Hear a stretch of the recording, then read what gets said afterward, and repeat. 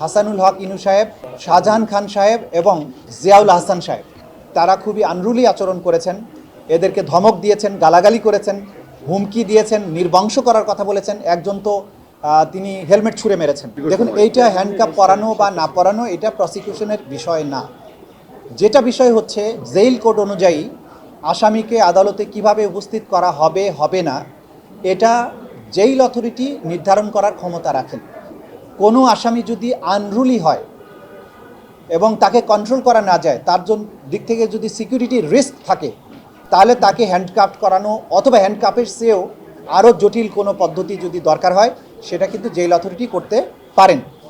আজকে যেটা হয়েছে, যেটা এখানকার দায়িত্বরত আমাদের আইনশৃঙ্খলা রক্ষাকারী বাহিনী, তারা রিপোর্ট যেটা দিয়েছেন ট্রাইব্যুনালের সামনেও দিয়েছেন বা আমাদের কাছেও জানিয়েছেন যে কয়েকজন আসামি, বিশেষ করে হাসানুল হক ইনু সাহেব, শাহজাহান খান সাহেব এবং জিয়াউল আহসান সাহেব তারা খুবই আনরুলি আচরণ করেছেন।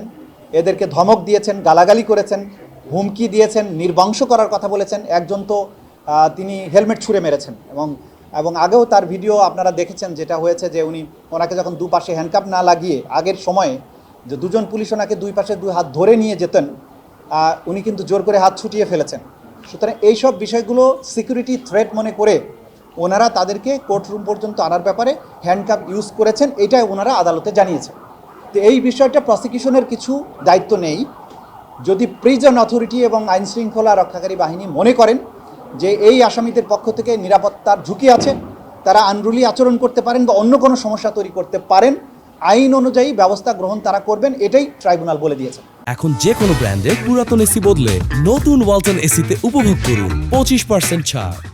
যেটা একটা রাষ্ট্রীয় সিদ্ধান্তে সুপিরিয়র রেসপন্সিবিলিটির মাধ্যমে হাসিনা নির্দেশ দিয়েছিলেন, তার মন্ত্রিপরিষদ, তার পুলিশ বাহিনী সেটা ক্যারি আউট করেছেন এবং তারা এই পরিকল্পনা সাজানো মাঠ পর্যায়ে বাস্তবায়নের কাজ করেছেন। এটা pure and simple wide spread and systematic attack on civilian population.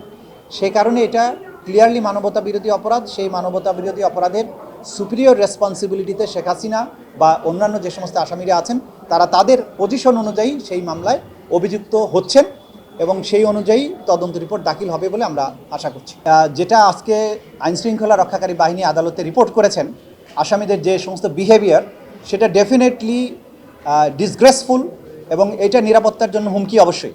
সে ব্যাপারে আমরা মনে করি জেল অথরিটি এবং আইনশৃঙ্খলা রক্ষাকারী বাহিনী যে স্থানে যে ধরনের পদক্ষেপ নেওয়া প্রয়োজন, তারা আইন অনুযায়ী সেই পদক্ষেপ গ্রহণ করবে। Thank you.